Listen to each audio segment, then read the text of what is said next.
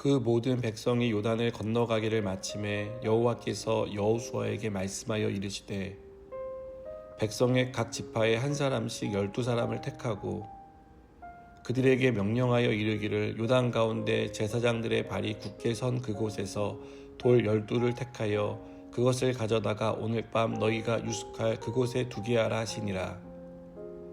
여호수아가 이스라엘 자손 중에서 각 지파에 한 사람씩 준비한 그 12사람을 불러 그들에게 이르되 요단 가운데로 들어가 너희 하나님 여호와의 궤 앞으로 가서 이스라엘 자손들의 지파 수대로 각기 돌 한 개씩 가져다가 어깨에 매라. 이것이 너희 중에 표징이 되리라.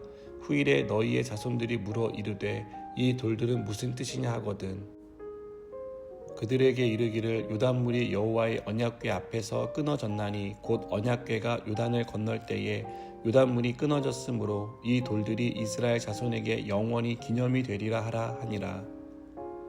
이스라엘 자손들이 여호수아가 명령한 대로 행하되 여호와께서 여호수아에게 이르신 대로 이스라엘 자손들의 지파의 수를 따라 요단 가운데에서 돌 12를 택하여 자기들이 유숙할 곳으로 가져다가 거기에 두었더라. 여호수아가 또 요단 가운데 곧 언약궤를 맨 제사장들의 발이 선 곳에 돌 12를 세웠더니 오늘까지 거기에 있더라. 또 여호와께서 여호수아에게 명령하사 백성에게 말하게 하신 일 곧 모세가 여호수아에게 명령한 일이 다 마치기까지 궤를 맨 제사장들이 요단 가운데 서 있고 백성은 속히 건넜으며 모든 백성이 건너기를 마친 후에 여호와의 궤와 제사장들이 백성의 목전에서 건넜으며 르우벤 자손과 갓 자손과 므낫세 반 지파는 모세가 그들에게 이른 것 같이 무장하고 이스라엘 자손들보다 앞서 건너갔으니 무장한 4만 명 가량이 여호와 앞에서 건너가 싸우려고 여리고 평지에 이르니라. 그날에 여호와께서 모든 이스라엘의 목전에서 여호수아를 크게 하심에 그가 생존한 날 동안에 백성이 그를 두려워하기를 모세를 두려워하던 것 같이 하였더라. 아멘. 이스라엘 백성이 요단강을 건너는 과정은 기적 그 자체였습니다. 언약궤를 맨 제사장들이 요단강에 들어서자 흐르던 물이 멈췄기 때문입니다. 댐을 만들어 막은 것도 아니고 단지 제사장들이 하나님의 말씀에 따라 강에 들어갔을 뿐인데 물이 멈춘다는 것은 있을 수 없는 일입니다. 그래서 우리는 이것을 기적이라고 부릅니다. 이스라엘 백성은 이 광경을 보았습니다. 경험했습니다. 그동안 듣기만 했던 홍해를 건넌 이야기가 자신들의 삶에 실제가 되는 일을 경험한 것입니다.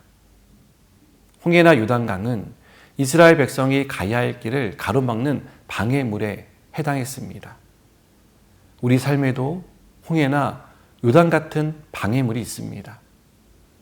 우리는 그런 방해물을 만나면 장애가 된다고 생각합니다.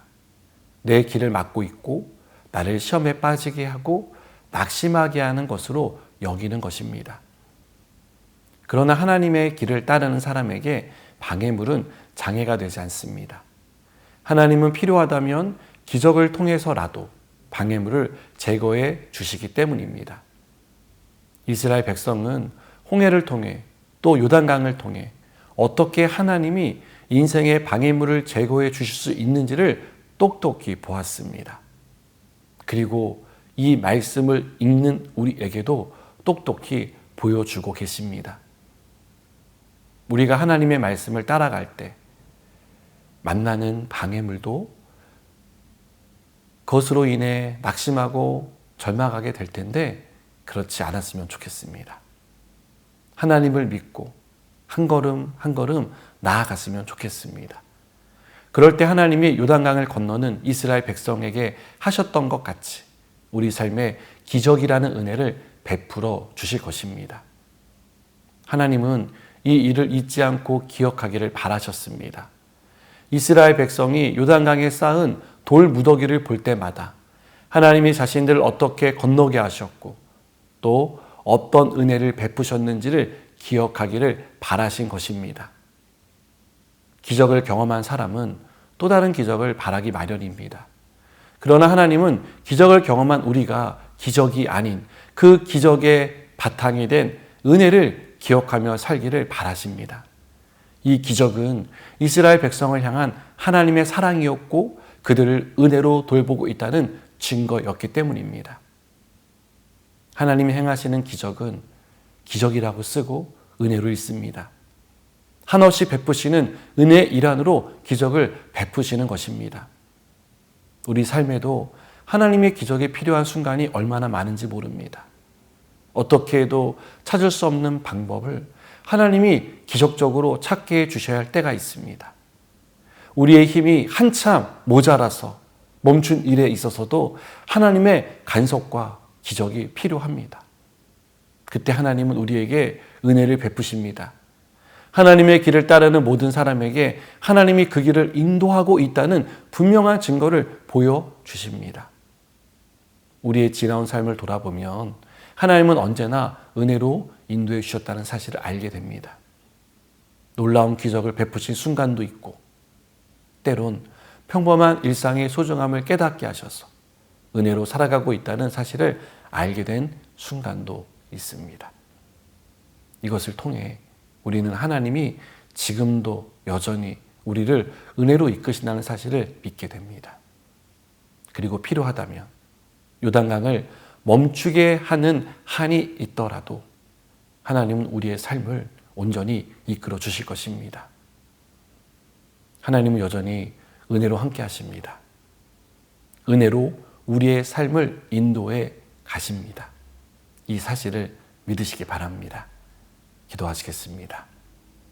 하나님은 우리의 삶을 여전한 은혜로 함께 하시는 줄 믿습니다.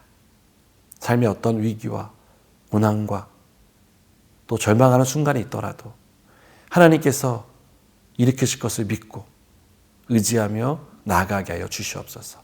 예수님의 이름으로 기도드립니다. 아멘.